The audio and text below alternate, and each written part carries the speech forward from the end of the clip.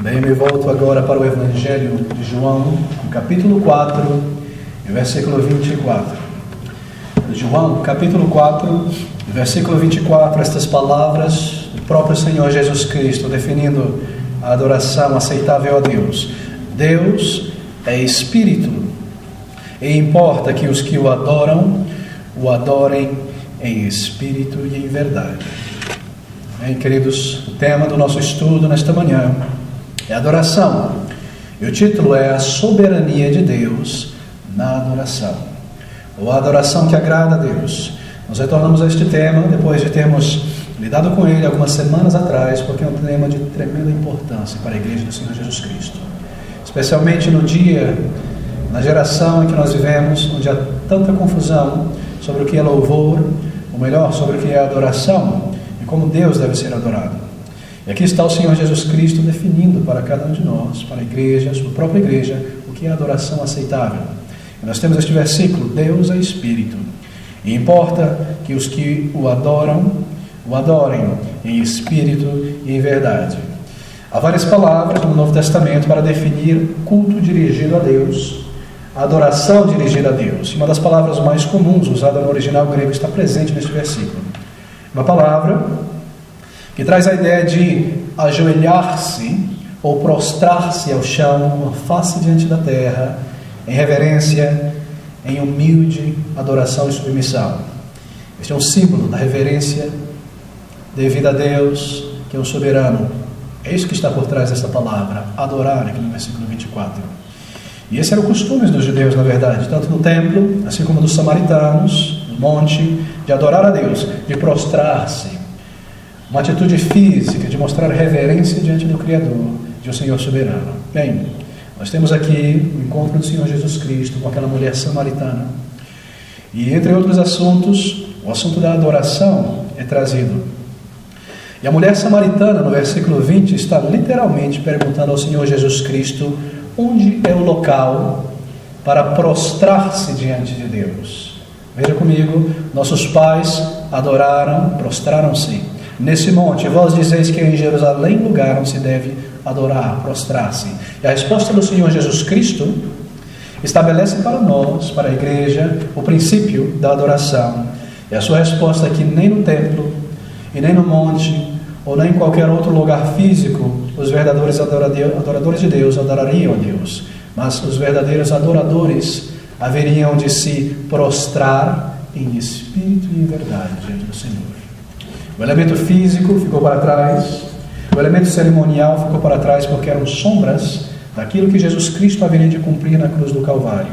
A adoração não seria mais baseada em atos físicos ou liturgias, mas algo da mente, em espírito, e do coração, baseado na palavra de Deus, a verdade, em espírito e verdade.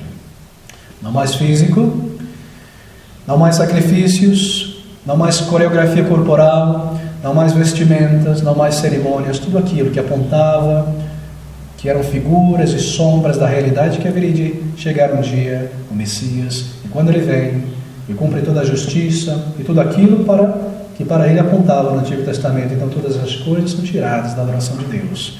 E agora a adoração é em espírito e em verdade, né, queridos? A adoração é um dever. É um dever porque nós somos criados para adorar a Deus. Isso não se aplica apenas a crentes, a cristãos, a todo homem e mulher que um dia foi colocado sobre a face da terra, que Deus determinou que haveria de nascer e viver neste mundo. Uma das razões que os judeus antigos nos dão para a qual, por que Deus criara o ser humano no sexto dia, e não no primeiro, não no terceiro, foi que ao criar o homem, a mulher, no sexto dia, eles pudessem iniciar a sua existência neste mundo no sétimo dia, adorando a Deus. E assim o seu primeiro ato, como seres criados neste mundo, seria reverência e adoração e reconhecimento do seu Criador. Nós somos criados para adorar a Deus, para buscá-lo, para conhecê-lo com propósito, criaturas feitas para adoração.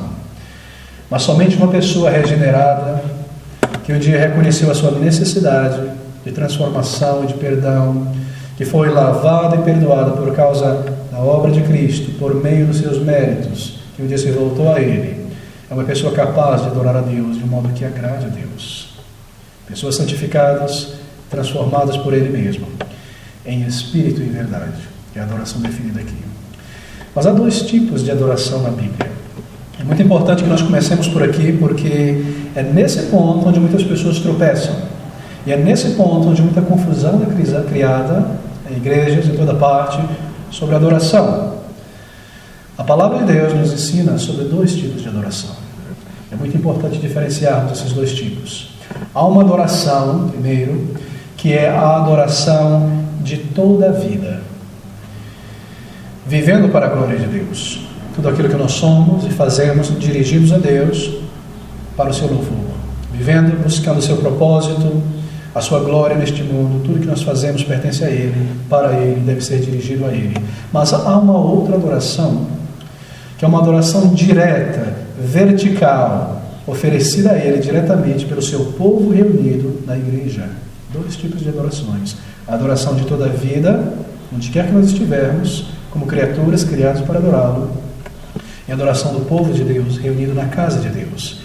E eu espero que você já tenha aprendido essa diferença, porque muitas pessoas, especialmente jovens, parecem desconhecer essa diferença.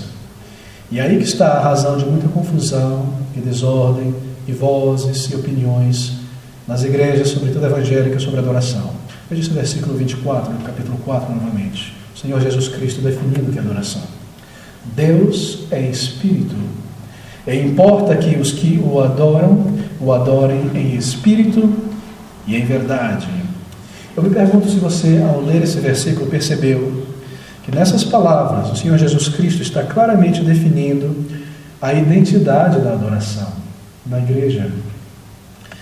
A adoração direta, não a adoração de toda a vida, nosso dia a dia, mas da reunião do seu povo. Ele está aqui estabelecendo como essa adoração deve ser. Há uma adoração, como mencionei, que envolve toda a vida. A maneira que nós lidamos com o nosso tempo, com os nossos bens, com o nosso presente, deve ter Cristo, deve ter nosso Deus como prioridade, deve ser para a sua glória. Vivendo para a glória de Deus. Tudo aquilo que fazemos deve ser para a glória de Deus. E assim, nesse sentido, nós estamos sempre em adoração. A vida por inteiro como um ato de adoração. Colossenses 3, 23 nos diz: tudo quanto fizerdes, fazei-o de todo o coração, como para o Senhor, como um ato de adoração, não como para homens. Toda a vida como um ato de adoração. Mas então, há, por um outro lado, um outro tipo de adoração. Uma adoração direta. E essa adoração se refere a algo bem diferente da primeira adoração. Essa segunda é realizada em espírito e em verdade. Esta adoração deixa de lado tudo aquilo que é físico, corporal, deixa de lado tudo aquilo que pertence às atividades ordinárias da nossa semana, da vida, e a alma se dirige a Deus em um ato vertical de adoração, juntos, reunidos, um culto. Esse é o contexto. Eles estavam conversando sobre a adoração do povo de Deus, ou no templo, ou no monte. A resposta do Senhor Jesus Cristo estabelece a identidade da adoração para a igreja ao longo dos séculos, até que Ele retorne. Isso é muito importante.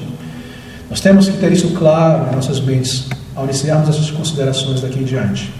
Que existem esses dois departamentos na adoração. Toda a vida do crente, e então, a maior de todas, a adoração que é dirigida a Deus, direta na igreja, o povo de Deus reunido. E é este tipo de adoração que nós estamos lidando nesse estudo nesta manhã. Adoração direta na igreja, em espírito e em verdade. Bem, existem esses dois elementos da adoração e eu gostaria de enfatizar isso, porque algumas vezes as pessoas dizem coisas do tipo: bem, por que nós não podemos trazer os nossos grupos, as nossas bandas, os nossos corais, o teatro, a coreografia para a igreja para adorar a Deus? Por que não? O que é de errado com essas coisas? Por que não fazer isso? Tudo que nós devemos fazer é feito para a glória de Deus. Então nós podemos adorar a Deus dessa maneira também. E assim você vê que ao confundir entre as duas adorações de toda a vida e a adoração em espírito e verdade na casa de Deus, o ato de adoração direta, vertical do povo de Deus, em misturar essas duas coisas, eles perderam toda a capacidade de ver os princípios da adoração estabelecidos na palavra de Deus. E isto é trágico, é muito trágico, porque a Bíblia nos dá diretrizes e princípios e leis sobre como Deus deve ser adorado. E faz sentido, não é? Porque se Deus estará sendo adorado, Ele mesmo deve estabelecer a sua própria adoração. Ele jamais deixaria a reverência da sua glória a homens e mulheres como nós, que, embora salvos, ainda temos a reminiscência do pecado em nós. As pessoas argumentam nessas linhas. Se não há nenhum problema para mim tocar a minha sanfona em casa, o meu violão e a minha gaita no meu quarto, e eu posso fazer isso para a glória de Deus? Claro que sim. Então por que seria errado fazer isso na casa de Deus? Eles têm confundido essas duas coisas. A adoração de toda a vida e a adoração na casa de Deus. Há uma definição da adoração que nos é dada pelo Senhor Jesus Cristo, que é uma adoração distinta, e isto nós encontramos aqui neste versículo 24, claro, e ao longo das páginas da Escritura. Bem, Deus, Cristo nos diz, é Espírito, e importa que aqueles que o adorem primeiramente em Espírito e em verdade.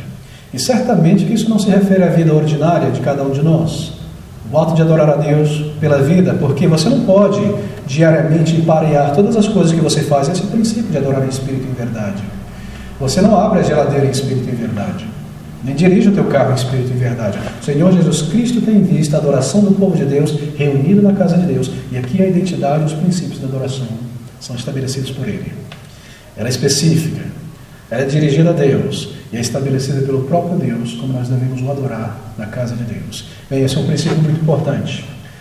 E a diferença entre a adoração de toda a vida e a adoração direta, oferecida a Deus pelo povo de Deus para cultuá-lo, nós podemos agora então seguir em frente, tendo estabelecido este princípio basilar. 2 tipos de adoração. A adoração de toda a vida, mais uma vez, e a adoração do povo de Deus na casa de Deus. Para essa adoração, nós temos princípios e diretrizes claras. Obviamente que para a primeira também. Tudo que nós fazemos e vivemos, nós devemos buscar a glória de Deus. E há diretrizes para tantas coisas na vida, como Deus nos guia. Aquelas principais avenidas da vida, com quem eu vou me casar, em que estudos fazer, onde morar, que igreja local frequentar, Deus nos dá as direções sobre essas coisas. Mas na adoração vertical do povo de Deus, diretrizes claras e detalhadas e específicas nos são dadas na igreja. E nós podemos agora, tendo estabelecido isso, continuar então. Veja novamente esse versículo. Deus é Espírito, e importa que os que o adorem em Espírito. Em Espírito. A adoração na casa de Deus é primeiramente uma adoração em Espírito. E importa que os que o adorem em Espírito. Isso quer dizer com a tua alma, não é? Com o teu Espírito. Palavras intercambiáveis, ainda embora se referem a elementos um pouco diferentes, porque o Espírito é um departamento, uma faculdade da alma, mas se refere à mente aqui. Com a tua alma em Espírito. O que isso quer dizer? Bem, isso não quer dizer com o corpo. Eu posso dançar na adoração por meio de coreografias, posso fazer uma oferta a Deus de movimentos corporais, estéticos. Não, porque isso não é algo relacionado à alma. Não se trata do corpo. Ele fica de fora, nem mais no monte, nem mais no templo, nem por cerimônias em espírito. Não mais um ato corporal. Posso usar de cerimônias na casa de Deus, liturgias difíceis, como os judeus faziam no passado, e alguns ainda fazem hoje. Posso usar vários ritos e cerimônias elaboradas através de ações, de levar ofertas a Deus por meio de algum tipo de vestuário complexo, andar por meio do corredor da igreja. Posso adorar a Deus por essas coisas? A resposta da Bíblia é não, porque elas não são espírito, elas são físicas. Então, primeiramente, a adoração na casa de Deus é em espírito. Deus não requereu essas outras coisas. Ele é quem estabelece a sua adoração, e aquilo que Ele não requer a sua adoração, então, obviamente, está fora da sua adoração. Em espírito, primeiramente. Não com o corpo, não por meio de danças, de coreografia, ou com objetos físicos, instrumentos musicais inanimados, como um solo de violão, um solo de piano, e toda a congregação sentada ouvindo a música como se isso adorasse a Deus. Não, em espírito, porque só pessoas que possuem alma podem adorar a Deus. Um piano não pode adorar a Deus, porque é um objeto inanimado. Um violino não pode adorar a Deus, porque é um objeto inanimado. Deve ser em espírito. Pessoas adoram a Deus em espírito, nada físico. Mas em espírito significa algo mais também. Espírito significa que a adoração a Deus envolve a mente. Certamente a mente. Por quê? Porque a mente é o palácio da alma. A alma está na mente. Eu não quero entrar em detalhes, é um assunto um pouco mais extenso, mas como eu adoro em espírito? Bem, eu adoro em espírito quando eu adoro com entendimento, com a mente. Quando eu entendo, quando eu processo pela mente as informações provenientes da palavra, e assim eu posso dirigir a Ele palavras de adoração com entendimento. Envolve entendimento. A mente é o lugar da alma, a mente é o palácio da alma, e é através da mente que a alma expressa a si mesma. Não há lugar para sentimentos, alguém talvez pergunte, é claro que há. Claro que há lugar para sentimentos, para afeições. Será que é tudo apenas cerebral e frio? De maneira nenhuma. Há lugar para sentimentos, mas lembre que o sentimento pertence a um sistema de respostas. O sentimento responde àquilo que a mente compreende, não é? Se nós compreendemos uma situação difícil, talvez haja medo. Uma situação maravilhosa, talvez haja alegria, regozijo. Talvez haja repulso, talvez haja terror. Um sistema de respostas. A mente processa a informação e a verdade, e os sentimentos seguem. Assim nós adoramos primeiramente com a mente, baseada em verdades reveladas na palavra de Deus. Então nós podemos dirigir a Ele de um modo inteligente pela alma, verdades provenientes da palavra de Deus. E os vagões do sentimento acompanham a locomotiva da mente. Mas quando o vagão não estiver conectado e eu me sinto frio e desanimado, eu ainda consigo adorar a Deus com a mente, baseada na verdade, e orar a Ele, e cantar a Ele, e me chegar diante dEle, em espírito primeiramente. Isto quer dizer, não algo físico, quer dizer através da mente. Conforme eu adoro com a mente, os meus sentimentos e meu coração também acompanham. Eu posso agradecer, eles respondem essas verdades que eu aprendo da palavra. Senhor, Tu és grandioso, eu digo, porque eu aprendo que Ele é grandioso. E o meu coração diz verdadeiramente é. E a alegria é verdadeiro sentimento na adoração, em espírito. Mas eu não devo primeiramente tentar mover as minhas emoções para adorar a Deus, porque isso não seria em espírito, com a mente. E assim é um grande erro, igrejas e locais, onde se usa uma parafernália, uma engenharia de instrumentos, eu devo dizer, para tentar passar por cima da mente das pessoas e alcançar o nervo da emoção, tentar mover as pessoas emocionalmente para de alguma maneira sentir algo. Isso não é adoração bíblica, porque não passa pela mente. Não há entendimento e assim não há edificação, porque toda edificação deve passar pela mente. Verdades que nos libertam e nos transformam, compreendidas, e assim eu posso responder a elas. E muitas vezes nós chegamos em igrejas, o que nós encontramos? Nós encontramos um grande teatro, planejado e organizado para alcançar a emoção da pessoa, fazer pessoas se moverem e sentirem algo. Toca-se uma música de fundo bela, daqui a pouco algo mais forte, o baixo, para começar a fazer a batida do coração se acelerar, daqui a pouco a bateria para você se sentir mais vigoroso, mas nada foi informado à mente. A palavra não foi lida, o ensino da palavra não foi trazido, não houve edificação, não houve adoração, porque não é em espírito, não é através da mente. Então, primeiramente, a adoração estabelecida pelo Senhor Jesus Cristo, uma adoração que deixa de lado o elemento físico e traz a mente, a alma, ela deve ser em espírito, ela deve ser sempre em espírito, nos ensina o Senhor Jesus Cristo. E o nosso espírito, a nossa alma, ao adorar a Deus, o faz por meio de palavras, porque a mente, a alma se expressa através de palavras, palavras inteligíveis, irracionais, dirigidas ao nosso Deus. Bem, nós não nos sentamos na igreja e começamos a adorar a Deus em silêncio apenas, pela mente. Todo mundo em silêncio, apenas a mente, como que tentando de uma maneira telepática adorar ao Senhor. Não, é necessário verbalizar. Mesmo a oração silenciosa é algo verbalizado por meio de pensamentos organizados. Nós também não nos achegamos na igreja e nos assentamos e de uma maneira mecânica começamos a elevar diante do Senhor um mantra evangélico, nomeando uma das pessoas da Trindade, dizendo ó Senhor, por muito tempo, porque isso não são palavras racionais, isso não é comunicação que provém da palavra de Deus, isso é apenas trazer sons, invocações. Então nós adoramos a Deus por meio de palavras, mas que palavras? Palavras provenientes da palavra, em espírito e em verdade, não é? Nós dirigimos a Deus palavras, a nossa alma adora a Deus por meio de palavras, não por meio de ações corporais, mas pela alma que se comunica com palavras racionais, inteligíveis. Adoração, queridos, então, são palavras. Adoração são palavras. E nós aprendemos isso na Bíblia. seja através da oração, palavras dirigidas ao Senhor, seja através do louvor cantado, palavras dirigidas ao Senhor, seja através da leitura da própria palavra, ou seja através da pregação da palavra. Tudo isso é adoração. Então nós começamos a aprender que a adoração não é apenas louvor cantado, mas tudo aquilo que envolve o povo de Deus, na casa de Deus. Adoração são palavras, e assim um instrumento musical em si não adora a Deus, porque não possui uma alma nem palavras racionais. Nós usamos um instrumento, e a propósito deve ser somente um instrumento, segundo a diretriz da palavra de Deus, como um auxílio apenas. Assim como nós temos a luz que nos auxilia aqui a não estar no escuro para adorarmos a Deus, o instrumento nos auxilia a mantermos o passo da adoração cantada, para que não se torne uma confusão, vozes mais altas, mais baixas, haja reverência, haja compreensão, seja pelo entendimento. E nós escolhemos hinos que refletem verdades da palavra de Deus, para podermos adorar com entendimento, por meio de palavras. Bem, é assim que nós adoramos a Deus. Nós não podemos adorar a Deus por meio de um belo solo do piano, ou de uma apresentação coreográfica na frente, onde toda a igreja observa e no final diz amém, porque isso não foi adoração, segundo o parâmetro bíblico.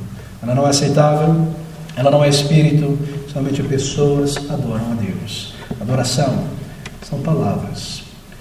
Vamos estabelecer esse princípio porque ele é muito importante. Abra comigo em Apocalipse, capítulo 4. Nós lemos a nossa primeira leitura, o capítulo seguinte, mas Apocalipse, capítulo 4. Temos aqui o contexto, o trono de Deus. No capítulo anterior, 4 e 5, nos diz, nos dá essa visão do céu. E essa visão do céu não é de 2000 anos atrás, mas é exatamente agora que estamos aqui adorando a Deus. Como Deus no seu trono, sendo adorado, ali está aquele grande mar de cristal que representa a santidade de Deus, Cristo Jesus, seus méritos.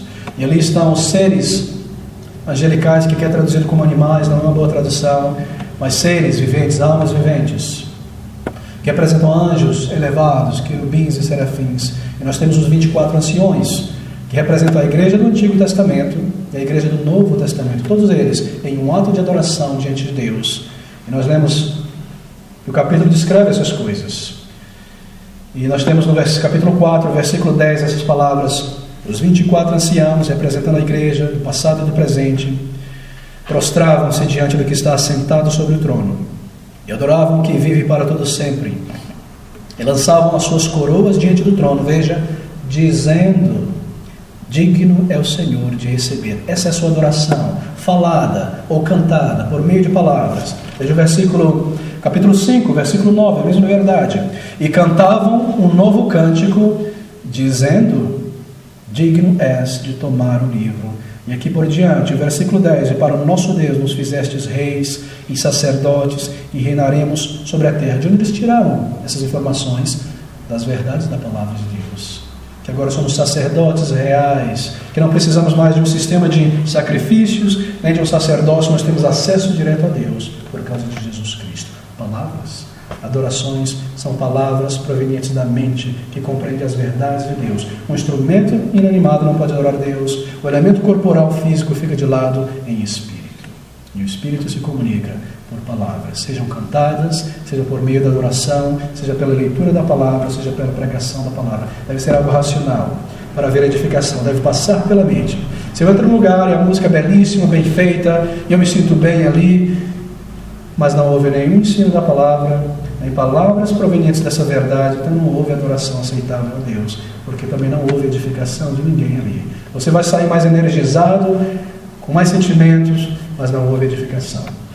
E a adoração não foi em espírito. Aqui está esse princípio, é de grande importância. Adoração são palavras dirigidas a Deus. Mas de onde nós tiramos essas palavras para dirigi-las a Deus? O que dizer?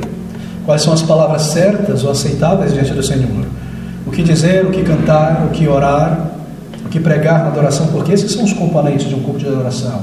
A oração, onde nós invocamos ao Senhor, cantamos louvores a Ele, a leitura pública da Sua Palavra, a pregação da Sua Palavra. De onde nós tiramos essas palavras? Bem, é o próprio Senhor Jesus Cristo que responde esta pergunta. E você se volta comigo novamente para João, capítulo 4, no versículo 24, nosso texto básico. Deus é Espírito, e importa que os que o adoram, o adorem em Espírito e em verdade. Estas palavras que nós dirigimos ao Senhor em adoração, em outras palavras, estas verdades que nós dirigimos ao Senhor em adoração são retiradas da Bíblia, em espírito e em verdade.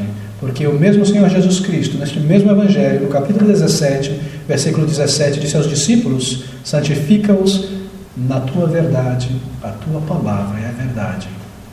Então nós tiramos essas palavras, ou esses conhecimentos, essas verdades da própria Bíblia. Verdades provenientes da palavra de Deus. Cristo não poderia estar falando no capítulo 17, versículo 17, sobre uma outra verdade. E aqui no 4 a 24, sobre uma verdade diferente, é a mesma verdade. E a verdade é a palavra de Deus. Assim, queridos, adorar em verdade é adorar segundo a palavra da verdade. Segundo a Bíblia, adoração são palavras dirigidas a Deus. E essas palavras provêm da verdade da palavra de Deus. Nós adoramos a Deus e declaramos quem Ele é, os seus atributos, e o louvamos por quem Ele é, porque Ele o fez. E de onde nós aprendemos essas coisas? Da palavra. Nós cantamos louvores ao Senhor por meio de hinos e salmos, e de onde nós tiramos a letra e o conteúdo desse material? Da palavra. Verdades, doutrinas, em espírito e em verdade, com a mente e com a Bíblia. Isso é adoração em espírito e em verdade. Com a mente e com a palavra de Deus. Nós adoramos a Deus, falando sobre aquilo que Ele é na oração, clamando a Ele, orando segundo a sua vontade que é revelada na palavra. Nós jamais poderíamos adorar a Deus de modo correto ou aceitável se não fosse através das diretrizes da palavra. Nós não saberíamos o que pedir, nem como pedir na oração, nem como interceder, nem como cantar ao Senhor se não tivéssemos exemplo do livro de Salmos e de outros, nem como orar ao Senhor se não tivéssemos exemplo de culto de oração. Toda adoração proveniente da palavra de Deus. Aquilo que nós necessitamos está na palavra de Deus para a adoração de Deus. Perceba que aquele novo cântico que o povo de Deus, a igreja, traz diante do Senhor no seu trono em adoração, no livro de Apocalipse capítulo 5, não foi um cântico inventado por eles mesmos. Você observa no capítulo 5, versículo 9, versículo 10, que eles cantam, dizendo ao Senhor: e para o nosso Deus nos fizestes reis e sacerdotes. E cantavam o novo cântico, versículo 9: digno és de tomar o livro, de abrir os seus selos, fostes mortos. Onde? No Evangelho nos ensina, o livro de Atos nos ensina. Com teu sangue nos compraste a obra justificativa de Cristo, a sua graça, os seus méritos, nos compraste. Isaías capítulo 53 fala que ele haveria de ver o fruto do seu trabalho. E aqui nós temos no versículo 11, versículo 10, como sacerdotes, vamos reinar sobre a terra, vamos reinar sobre essa terra quando ela for destruída e reconstruída pelo Senhor, e o céu e a terra juntos. Verdades que eles cantam provenientes das páginas da Escritura. Assim nós só podemos adorar a Deus por verdades baseadas na Escritura, seguindo o princípio e a diretriz da própria palavra de Deus. Isso é muito importante. E o Senhor define a adoração. E sendo Ele Deus, essa adoração pela qual Ele deve ser adorado é sempre em espírito e em verdade. A adoração de toda a vida por um lado, e a adoração vertical do povo de Deus reunido na casa de Deus, diretrizes claras, com a alma e com a mente racional, não por meio de instrumentos ou ritos ou cerimônias, não pela arte estética humana, pela mente, de acordo com a palavra, verdades reveladas. E em verdade, não proveniente da imaginação humana, de sacrifícios ou liturgias inventadas, de maneira de adorar a Deus na reunião do povo de Deus, criado pela imaginação humana, jamais, não através da arte ou da estética. Nós oferecemos a Deus aquilo que é proveniente da sua palavra, em espírito e verdade, com a mente, o palácio da alma, e na palavra, a verdade. Bem, esse é o nosso segundo princípio para essa manhã. A distinção entre essas duas adorações e a identidade da adoração estabelecida pelo Senhor Jesus Cristo. Mas se é em verdade, isto é, se é na palavra da verdade, o que está implícito nessas palavras de Cristo, nós percebemos isso ao longo das cartas dos apóstolos, que se é em verdade, o fato aqui é que Deus, então, é quem define o modo ou a forma de sua própria adoração na igreja, não é? Certamente que é. É Ele quem estabelece aquilo que é aceitável no seu culto de adoração e aquilo que não é aceitável. Esse é um princípio, amigos, resgatados pela Reforma Protestante há séculos. Um princípio que tinha sido enterrado debaixo de liturgias e cerimônias e vitrais e catedrais pela Igreja Católica por séculos. Um princípio trazido de volta somente a palavra, adoração ao Senhor. É Ele que estabelece. Um princípio que diz que é Deus quem estabelece a sua própria adoração. Esse princípio é chamado de princípio regulador ou normativo do culto. Foi assim que os reformadores o chamaram. Um princípio que nos diz que é Deus quem regula, estabelece as normas da sua adoração, muito diferente do catolicismo romano, que sempre creu em um princípio diferente, que sempre creu que a igreja local tem o poder para estabelecer na adoração de Deus aquilo que ela quer e que ela acha plausível. Na verdade, o princípio corre nessas linhas. A Igreja Católica defende, assim como os anglicanos, muitos pentecostais hoje, talvez sem saber, que na adoração, eles dizem, tudo aquilo que Deus não proíbe é aceitável. Essa é a maneira que eles pensam. Essa é a maneira que eles estabelecem. Se Deus não proíbe, então nós podemos fazer. Mas esse é um princípio muito fraco. Primeiramente, ele não é bíblico. E segundo, ele é fraco porque ele abre um escopo para todo tipo de coisa na igreja. A Bíblia não nos proíbe fazer o sinal da cruz. Você não tem um versículo que diz, não faça o sinal da cruz. Nem lavar os pés uns dos outros, nem vestir vestimentas caras, nem construir templos gigantescos. Há uma quantidade de coisas e de aberrações que foram trazidas para dentro da igreja ao longo do século baseado nesse tipo de princípio. A lei da adoração ensina que somente aquilo que Deus prescreve na adoração pode ser feito. Não aquilo que Ele não proíbe, então tudo pode ser feito, mas positivamente somente aquilo que Ele prescreve na sua adoração pode ser feito. E os reformadores trouxeram de volta esta verdade, conhecida pelo seu povo. Em outras palavras, aquilo que a Bíblia não prescreve, ela proíbe na adoração. Esse é um princípio defendido por séculos, que foi perdido e que tem se perdido por muito tempo na Igreja do Senhor Jesus Cristo. E nós devemos defendê-lo e amá-lo, porque essa é a palavra de Deus. Há muita confusão hoje, não é? Tremenda confusão. Parece que tudo é uma questão de gosto, de opinião, quando a palavra de Deus nos dá informações diretas e diretrizes. Muitas pessoas pensam que na igreja nós podemos adotar qualquer forma ou modo de adoração, conquanto que Deus não proíbe essas coisas. Essa é a ideia católica permeando a mentalidade de muitos evangélicos. Mas isso permite, como eu disse, a introdução de muitas coisas humanas, baseadas no gosto e na imaginação de pessoas. Como eu mencionei, onde na Bíblia nós somos proibidos de orar em direção a Jerusalém, coisas do tipo. A diretriz bíblica sobre a adoração não é que nós podemos fazer o que quer que nós desejamos que não seja proibido na Bíblia, mas sim que só podemos fazer aquilo que é claramente prescrito na palavra de Deus. Bem, esse é o princípio que regula, o princípio normativo, que regula a adoração e regula a vida do crente também. Enquanto que o princípio regulativo, perdoe fazer um parêntese, é defendido pela maioria dos presbiterianos apenas para adoração. Batistas reformados e um grande número de reformados creem no princípio normativo, que estende o princípio regulativo da adoração para a vida do crente, para o governo, que Deus é soberano na sua palavra, não só na adoração, mas na vida do crente, no governo da igreja. Esse é o princípio normativo, o princípio que nós mantemos, o princípio que honra a palavra de Deus. Nós lembramos, no Antigo Testamento, o tabernáculo e depois o templo, como Deus estabeleceu a sua adoração. E toda a adoração do povo de Deus foi prescrita, pelo próprio Senhor, dada a Moisés, então passada aos líderes, para tudo. E isso em grande detalhe, na verdade, como o templo deveria ser construído, o tabernáculo, como cada parte, coisas detalhadas que nos impressionam. Se você abrir comigo em Êxodos, no capítulo 25, versículo 40, nós temos um relance sobre essas coisas, algo bem claro. Êxodo 25, 40, atenta, pois, que o faças conforme o seu modelo que te foi mostrado no monte. Isso é Deus falando a Moisés, que a construção do tabernáculo e cada parte dele deveria ser feita exatamente de acordo com a prescrição que lhe fora dada. É a maneira de adorar a Deus no templo também. Nós temos essas palavras profundas, não é? Moisés, comandado por Deus a isso.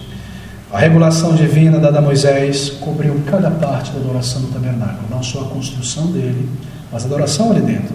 E o mesmo foi dado a respeito do templo em Jerusalém. 1 Crônicas, capítulo 28, do versículo 11 ao versículo 13.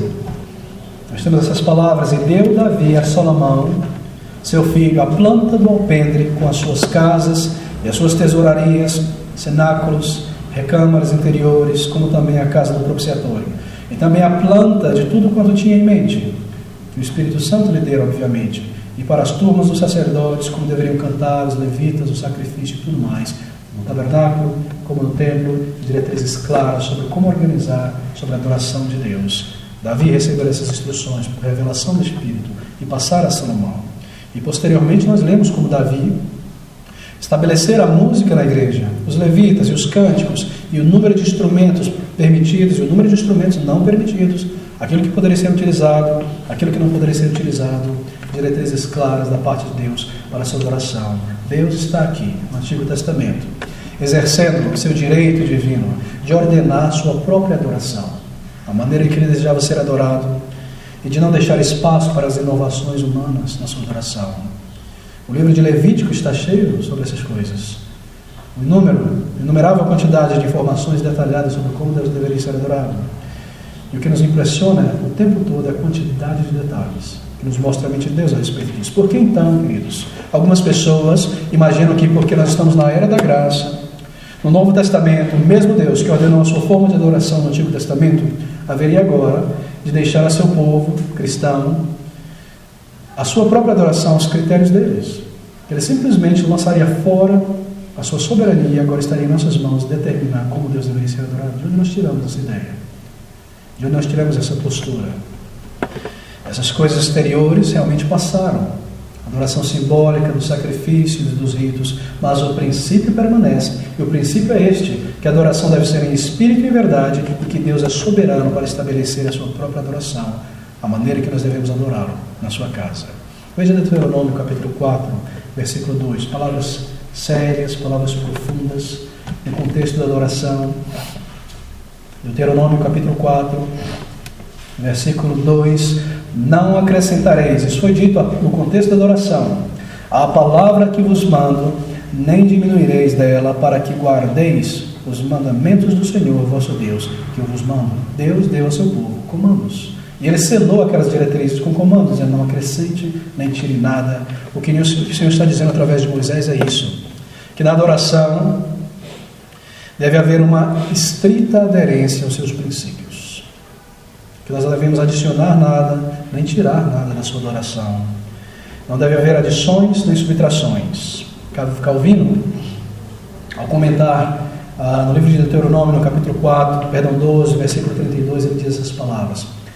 Versículo 32 do capítulo 12 segue nas mesmas linhas desse versículo que nós acabamos de ler. Veja o que ele diz: que ao proibir a adição ou diminuição de qualquer coisa na adoração, Deus claramente condena como ilegítimo na adoração o que quer que o homem invente por sua própria imaginação. E essa tem sido a postura de toda a igreja ao longo dos séculos. Os reformadores, os puritanos, os batistas, os congregacionais e de tantos outros. A posição deles e a nossa também. Queridos, um verdadeiro crente não deveria ter dificuldade para compreender essas coisas. Um princípio bíblico como esse, de que na sua adoração Deus deve ser soberano e prescrevê-la.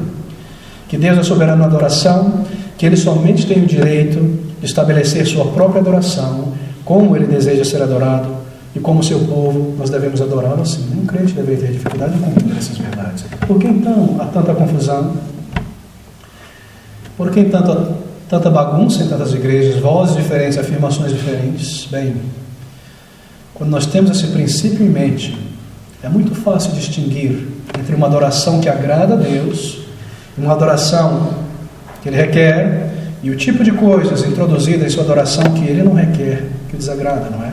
Quando nós temos esse princípio em nossas mentes, ao visitarmos qualquer lugar de adoração, nós podemos saber se ele, Deus, está sendo adorado da maneira que Ele requer ou não, ou se tudo é uma questão de gosto e de vozes. Nós temos princípios, nós temos diretrizes na palavra de Deus. O que você pensaria se durante um culto evangélico o pastor fizesse o sinal da cruz? Ou se os diáconos carregassem uma Bíblia muito grande nos ombros, devagarosamente até a frente, chegassem lá na frente do púlpito, balançassem a Bíblia de um lado para o outro, colocassem no púlpito, beijassem a Bíblia e fosse sentar? O que você pensaria se o pastor acendesse incenso numa arca de madeira, segundo o formato da arca do templo, para perfumar o ambiente? O que você diria se ele se prostrasse, as pessoas fossem obrigadas a se prostrar para receber a ceia do Senhor da mão do pastor? Eu tenho certeza que cada um aqui presente condenaria essas práticas, não é? Certamente. Por quê? Por que nós as condenaríamos? Porque nós sabemos que elas não são bíblicas. Deus não requer nem estabeleceu essas coisas na sua adoração. Assim, elas não são válidas nem aceitas, porque são invencionices de homens introduzidos no culto da adoração de Deus ao longo dos séculos.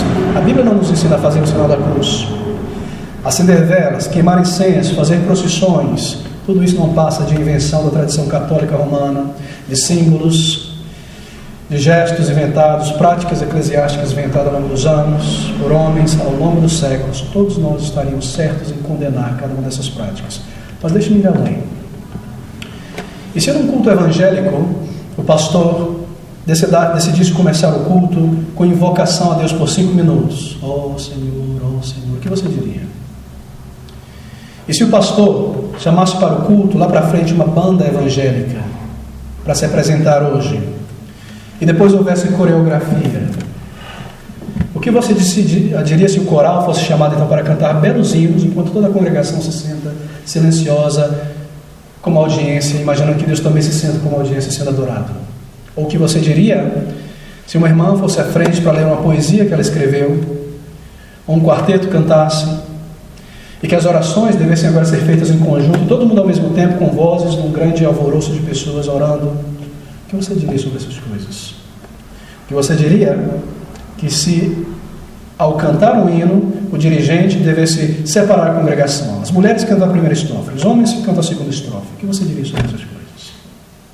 O que você diria se na adoração a pregação fosse trazida e ao final as pessoas fossem convidadas a vir à frente ou levantar a sua mão para aceitar Jesus Cristo? O que você diria sobre essas coisas? Onde elas estão na Bíblia? E os presbíteros devessem andar no momento de adoração, colocando as suas mãos na cabeça de cada um, e impondo e orando por cura e coisa do tipo. O que você diria sobre essas coisas? E que a mensagem, no final das contas, não fosse uma mensagem expositiva da palavra, mas uma série de imagens do data show, com música de fundo e coisa do tipo. O que você diria sobre essas coisas? Será que essas práticas seriam tomadas como erradas? Eu creio que não. Por quê? O que as tornaria mais aceitáveis aos olhos de Deus do que aquelas outras católicas romanas? A resposta é porque essas práticas já fazem parte do meio da cultura evangélica há muitos anos. É por isso que as pessoas não levantam a mão e questionam. No entanto, elas simplesmente não são bíblicas. Elas simplesmente não provêm da palavra de Deus. Elas estão diametralmente opostas à verdade revelada na palavra de Deus sobre a adoração. É por isso que elas são erradas. É por isso que elas não são aceitáveis. É por isso que elas não passam do teto. É por isso que elas não glorificam a Deus. Essa é a razão. Não porque o irmão Abel está dizendo, não porque o meu gosto é esse e o gosto de outro irmão é aquele, mas porque a palavra de Deus define o princípio e a identidade da adoração. Tudo isso não passa de invenções humanas, evangélicas, copiadas uns dos outros, de grupos uns dos outros, introduzidas ao longo das décadas nas igrejas. Nada mais do que invenção humana, que tem uma aparência de santidade, de poder, mas que nega a verdade da palavra de Deus, que não edifica, que confunde, que lida com o nervo emocional, mas que não reverencia ao Senhor, nem edifica pela mente. Assim elas não são válidas, nem aceitas, porque são invencionices humanas. Elas não estão na palavra de Deus. Essa é a razão, irmãos.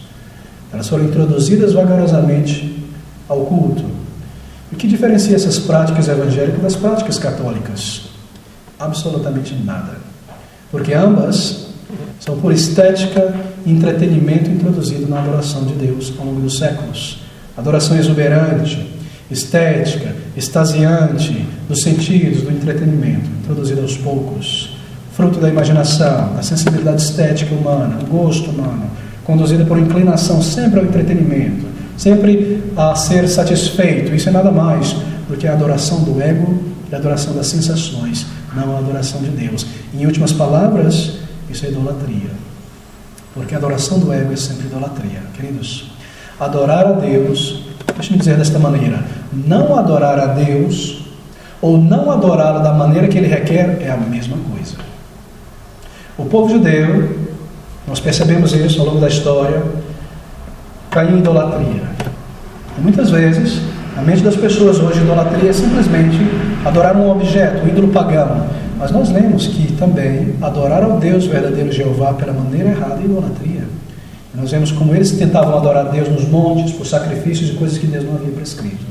Então, não adorar a Deus, ou adorá-lo de um modo que Ele não requer na sua palavra é a mesma coisa. Essas são coisas sérias, são coisas graves, são coisas profundas. E Deus não compartilha a sua glória com ninguém. E Ele deve ser adorado como Deus santo, ainda que pelo seu povo redimido, salvo e transformado, muito mais nós, que temos agora a mente de Cristo, pelo seu Espírito.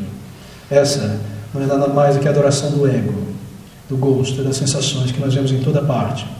Eu creio que nós devemos considerar isso com seriedade. Essas perguntas, não é? E o que elas envolvem, se nós desejamos ser coerentes, ou melhor, sermos bíblicos. Deus, em sua palavra, não requer nada dessas coisas em sua adoração.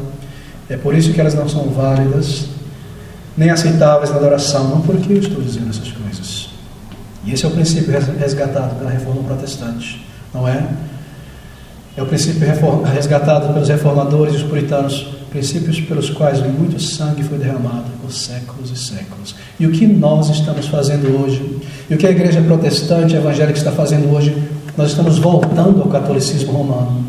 Nós estamos voltando à adoração estética, extasiante, exuberante, por meio de instrumentos, da arte, da estética. Enquanto eles usavam os vitrais, as cerimônias, o incenso, nós usamos a coreografia, e os instrumentos e as bandas de solo, adoração estética. Nós estamos voltando para trás. Que terror, que coisa tremenda, que tragédia.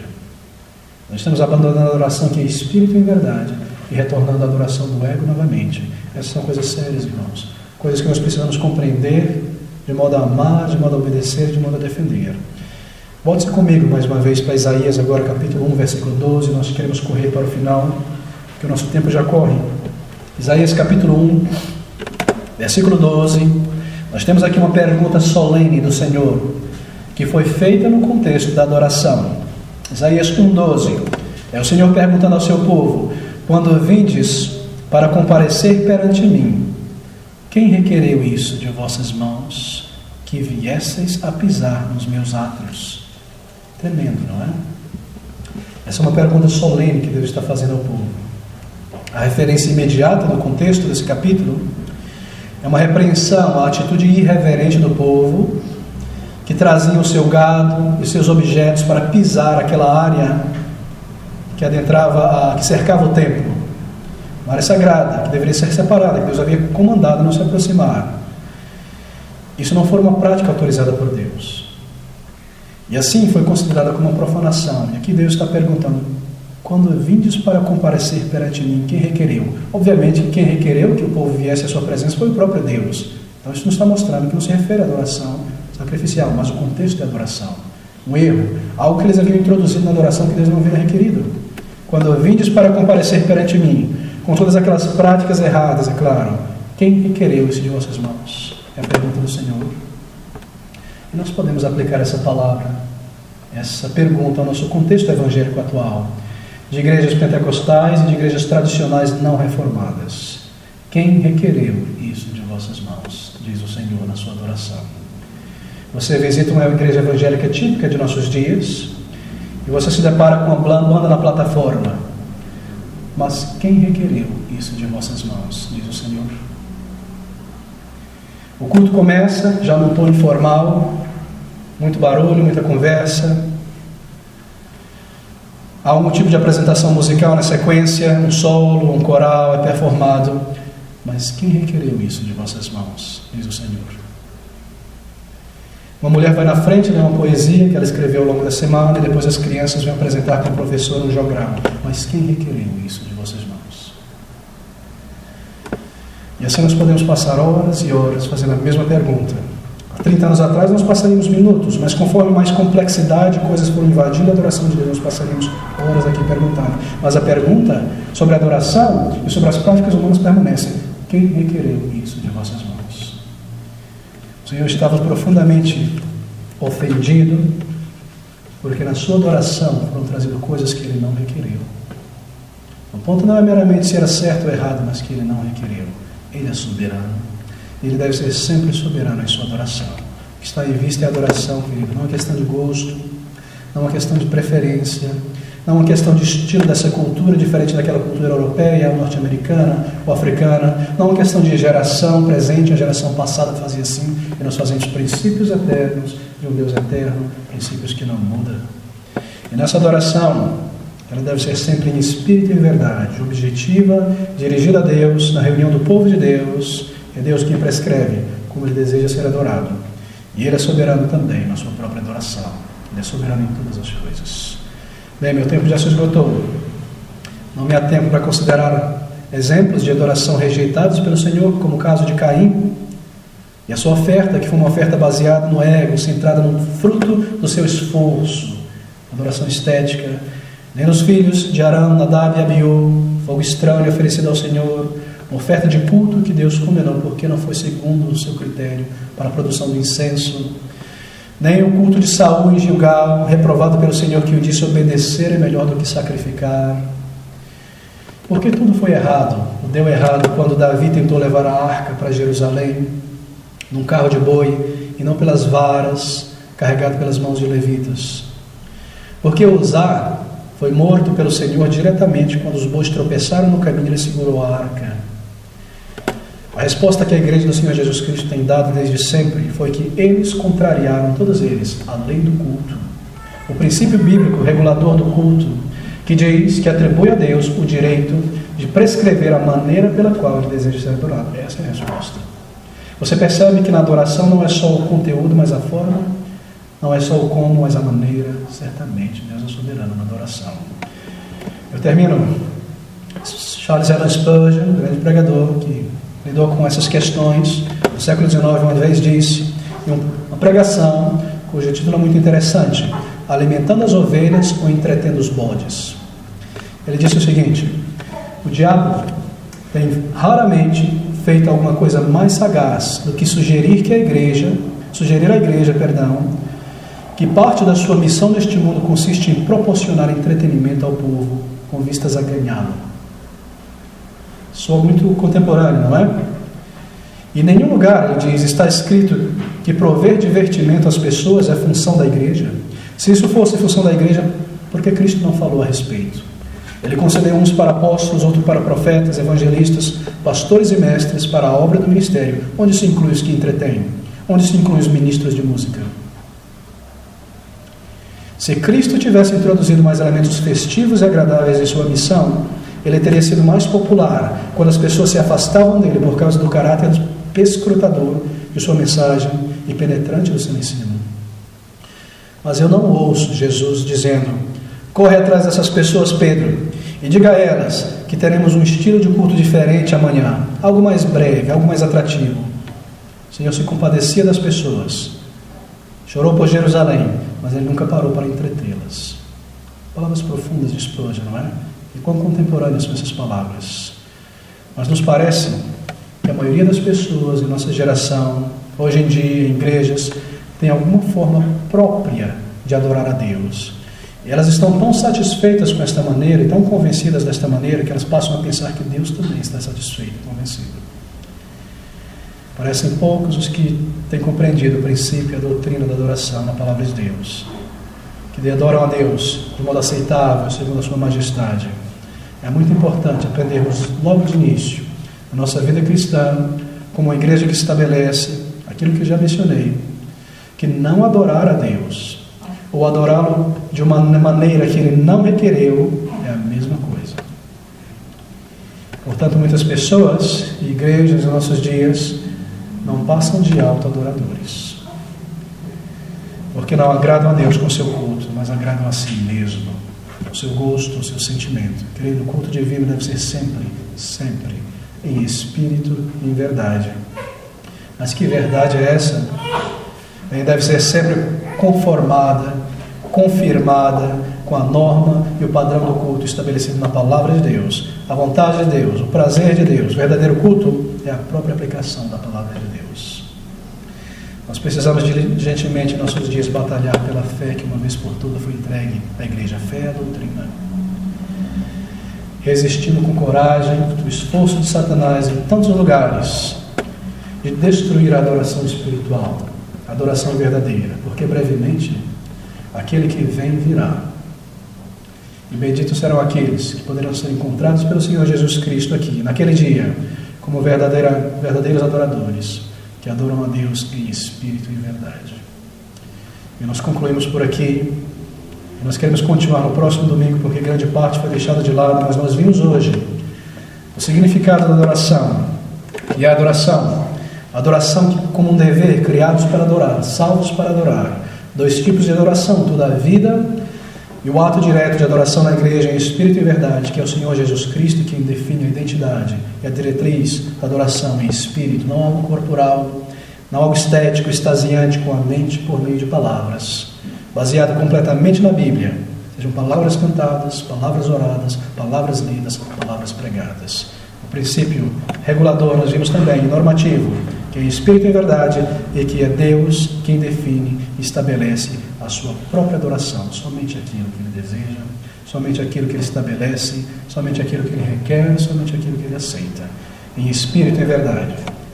Verdadeira gratidão, uma adoração sincera e alegre, uma adoração de corações que foram transformados e libertos. No próximo domingo nós vamos ver exemplos de adoração na Bíblia, o que deve acontecer no culto de adoração e outros elementos. E que o Senhor nos abençoe ao longo desta semana. Vamos concluir a nossa reunião nesta manhã